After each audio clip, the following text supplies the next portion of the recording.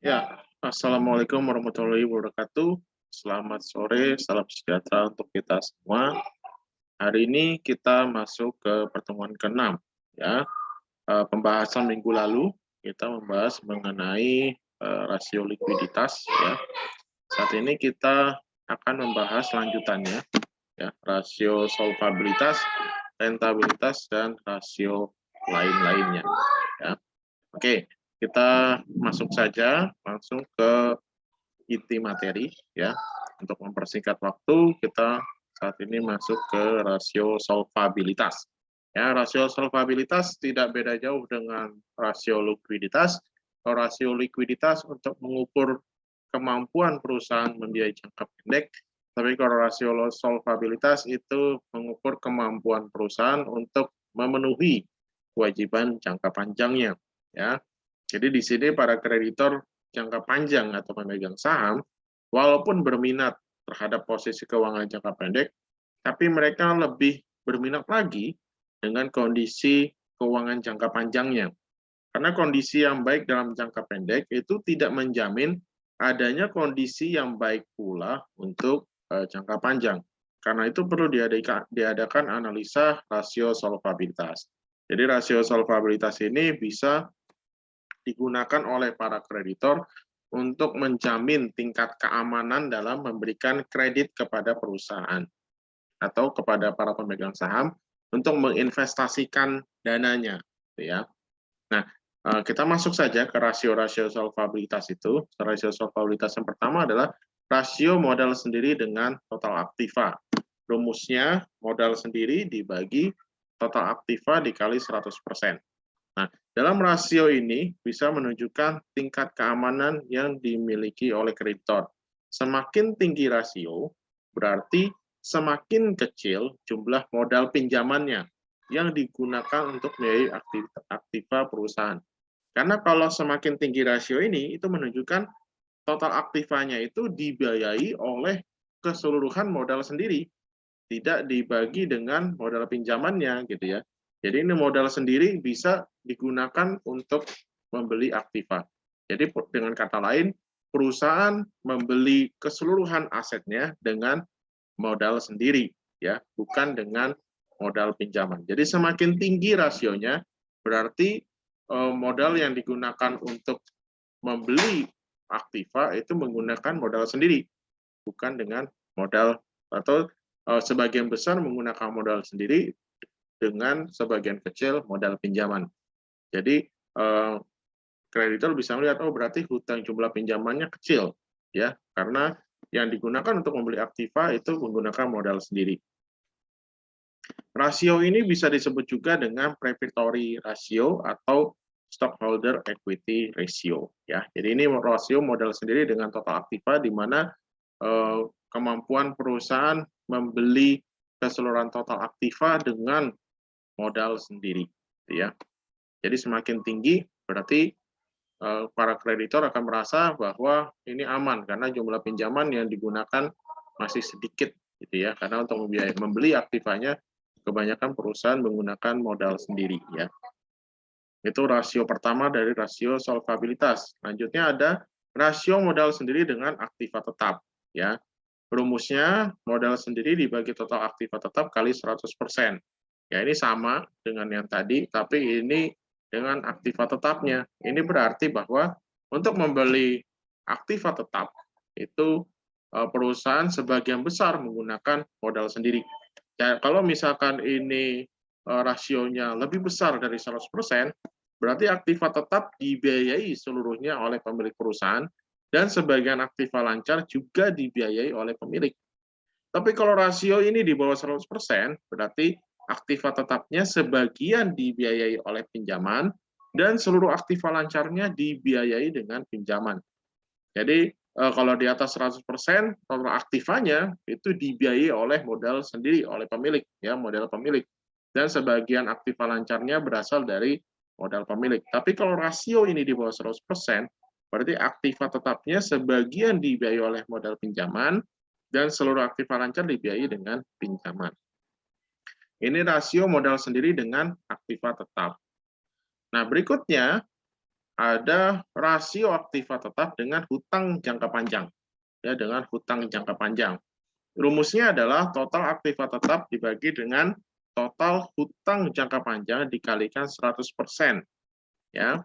Rasio ini menunjukkan tingkat keamanan yang dimiliki kreditor jangka panjang. Karena itu semakin tinggi rasio ini berarti semakin besar jaminan dan keamanan memberikan pinjaman kepada perusahaan. Kenapa bisa begini? Karena untuk membiayai hutang jangka panjang, keseluruhan total aktiva tetapnya ini sanggup untuk melunasi keseluruhan hutang jangka panjangnya. Kalau rasio ini lebih dari 100% gitu ya. Kalau rasio ini tinggi, maka jaminan untuk membiayai hutang jangka panjangnya itu juga tinggi karena aktiva tetapnya kalau dijual semua mampu untuk melunasi hutang jangka panjangnya gitu ya. Rasio ini juga menunjukkan kemampuan perusahaan untuk memperoleh pinjaman dengan jaminan aktiva tetap. Ya, biasanya kalau mau perusahaan mau meminjam dari kreditor atau biasanya bank atau dan lain sebagainya, lembaga pembiayaan lain sebagainya, itu menggunakan rasio ini, rasio aktiva tetap dengan hutang jangka panjang. Jadi lihat apakah jaminan yang diberikan oleh perusahaan, aktiva tetap yang dimiliki oleh perusahaan mampu membiayai keseluruhan pinjamannya gitu ya. Nah, ini akan meningkatkan keamanan bagi kreditor dalam meminjamkan uangnya. Kalau semakin tinggi jaminannya, maka semakin aman kreditor untuk meminjamkan uangnya karena uangnya pasti kembali kok. Gitu ya. Karena dari keseluruhan aktiva tetap nanti dijual, itu hutang-hutangnya tetap bisa dilunasi. Nah, itu dari rasio aktiva tetap dengan hutang jangka panjangnya ya. Ini rumusnya tadi total aktiva tetap dibagi dengan total hutang jangka panjang dikalikan 100%. Ya. Itu tadi rasio solvabilitas ya. Tadi rasio solvabilitas saya ulangi ada 3, rasio modal sendiri dengan total aktiva, rasio modal sendiri dengan aktiva tetap, dan rasio aktiva tetap dengan hutang tetap.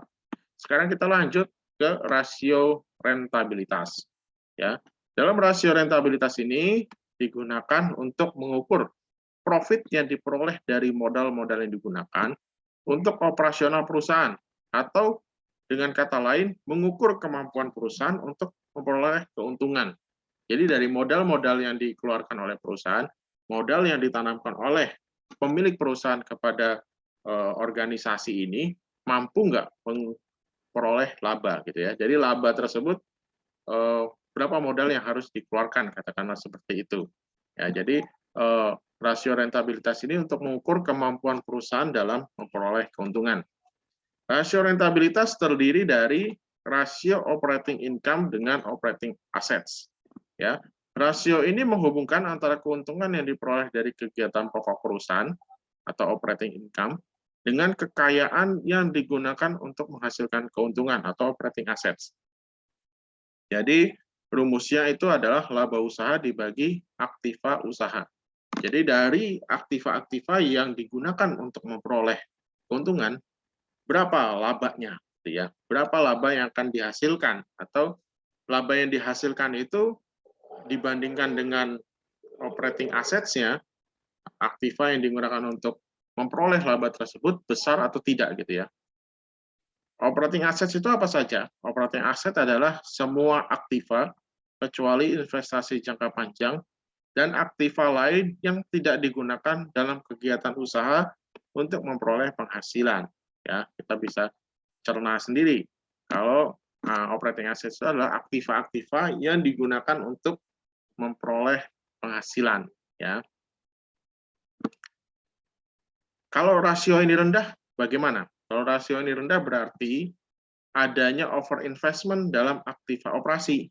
Jadi terlalu boros dalam membeli peralatan, membeli mesin dan sebagainya. Jadi ternyata dari mesin-mesin yang diinvestasikan tidak sebanding dengan laba yang dihasilkan, gitu ya.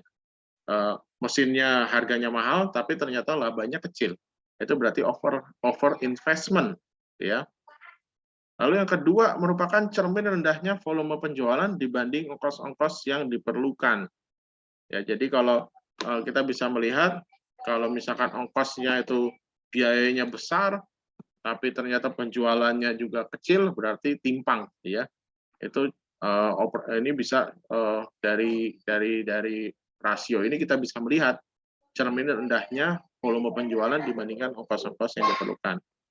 Lalu kalau rasio ini rendah berarti menunjukkan inefisiensi, ya, terlalu boros, terlalu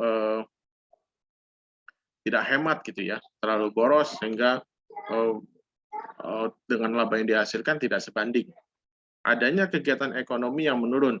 Nah, kalau ini bisa jadi kegiatan ekonomi menurun karena faktor-faktor lainnya seperti misalkan kebijakan pemerintah atau bencana alam dan lain sebagainya. Jadi dari rasio ini kita bisa kalau rendah menunjukkan adanya kemungkinan-kemungkinan ini.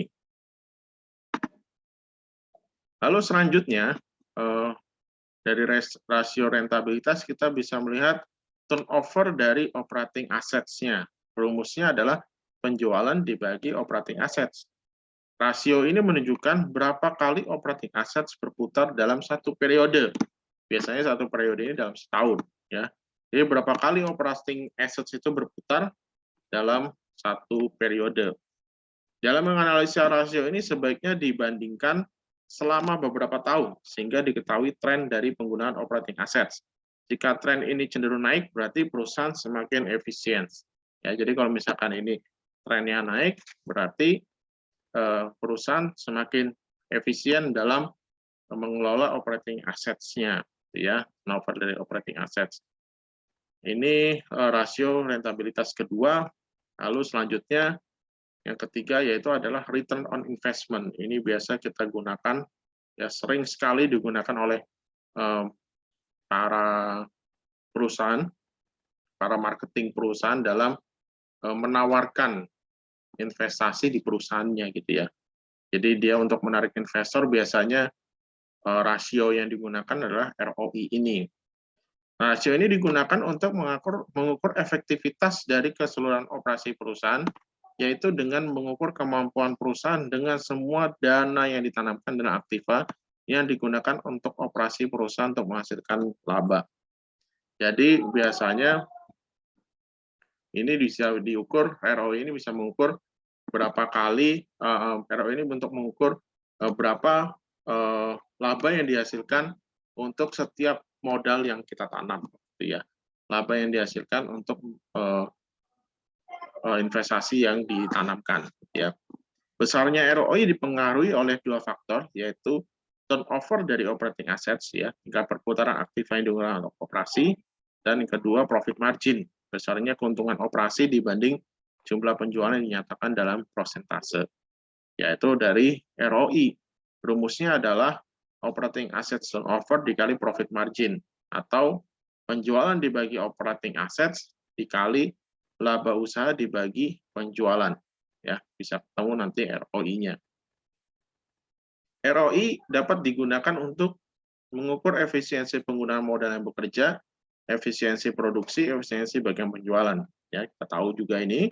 Lalu dapat mengukur efisiensi dari tindakan yang diambil oleh bagian atau divisi. Dapat digunakan untuk mengukur profitabilitas masing-masing produk yang dihasilkan dan dapat digunakan untuk keperluan perencanaan.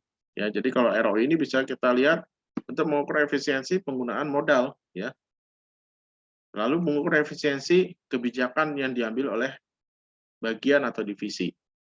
Digunakan untuk mengukur profitabilitas masing-masing produk yang dihasilkan dan dapat digunakan untuk mengukur keperluan perencanaan.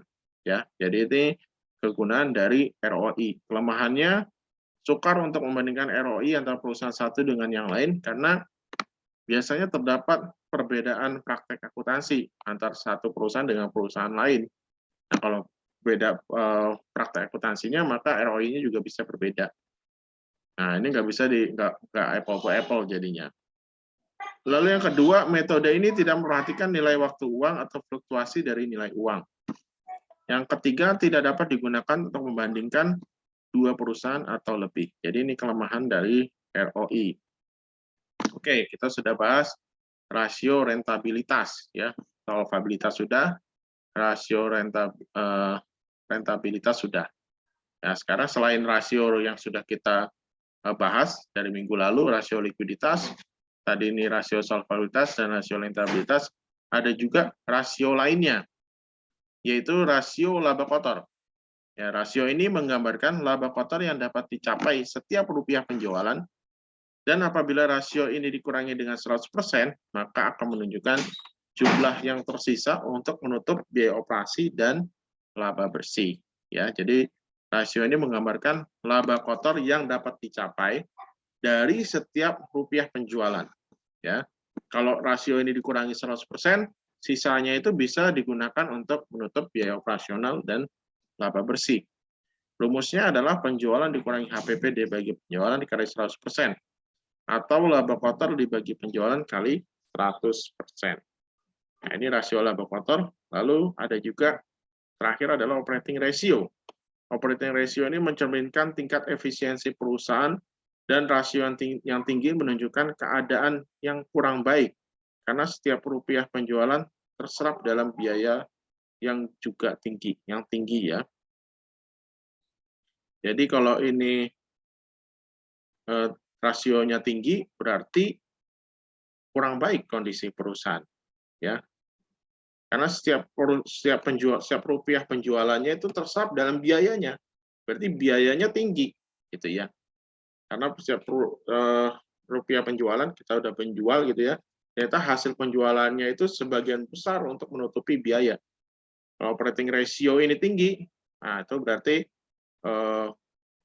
biayanya tinggi sehingga labanya kecil, gitu ya. Rumusnya adalah HPP plus biaya operasi dibagi penjualan bersih kali 100%. Ya, jadi ya, kondisi baiknya kalau rasio ini rendah, gitu ya. Rasio ini rendah. Rasio ini rendah berarti biaya operasinya itu minim, ya. Biaya operasinya dan HPP itu minim. Rumusnya HPP plus biaya operasi bagi penjualan bersih kali 100%. Nah, kalau ini rendah, berarti penjualannya tinggi, gitu ya. Penjualannya tinggi berarti labanya juga sangat tinggi. Penjualan tinggi, biaya minim, laba tinggi. Tapi kalau ini rasionya tinggi itu menunjukkan biayanya besar, penjualannya kecil, sehingga labanya bisa kecil, bahkan bisa rugi, gitu ya. Nah, operating ratio ini lebih bagus jika rendah, gitu ya. Lebih bagus jika hasilnya rendah. Lalu operating ratio ini dari perputaran hutang dagang, ya. Rumusnya pembelian dibagi rata-rata hutang dagang. Rata-rata hutang sama dengan hutang dagang awal tahun ditambah hutang dagang akhir tahun dibagi 2. Periode rata-rata pembayaran hutang sama dengan 360 hari dibagi tingkat perputaran piutang. Ya, jadi kita bisa lihat di sini perputaran hutang dagangnya seperti apa, gitu ya. Rumusnya adalah pembelian dibagi rata-rata hutang dagang. Nah, kalau kita bisa lihat ini rumus untuk menghitung rata-rata hutang dagang awal ditambah rata-rata hutang ditambah hutang dagang akhir tahun dibagi 2, ya. Nah, kalau ini kita bisa melihat tingkat perputaran hutang dagangnya seperti apa. Oke, itu saja yang bisa saya jelaskan. Ini materi hari ini kita sudah belajar mengenai rasio rentabilitas, rasio solvabilitas, dan rasio lain-lain, ya. Jadi sudah lengkap, ya. Rasio likuiditas sudah kemarin, terus tadi kita sudah belajar rasio solvabilitas, rasio rentabilitas, dan rasio lain-lain, ya. Kita bisa praktekkan, nanti saya akan kirimkan tugas, sudah saya upload di ruang tugas MyBest, teman-teman bisa kerjakan. Lalu teman-teman juga kerjakan nanti soal latihan UTS, ya. Latihan UTS bisa teman-teman kerjakan juga. Nanti 2 minggu lagi kita akan mulai UTS. Minggu depan saya akan mengevaluasi lagi, ya, dari pertemuan 1 sampai pertemuan ke-6 hari ini, ya. Saya akan review lagi, reminder lagi topik-topik dari pertemuan pertama kita kemarin sampai ke pertemuan 6 hari ini. Oke, sekian dari saya. Terima kasih atas atensi teman-teman. Silahkan teman-teman kerjakan tugasnya. Kita kembali lagi ke WA, grup WA, kita akan diskusi di sana. Oke, terima kasih. Saya akhiri meeting hari ini.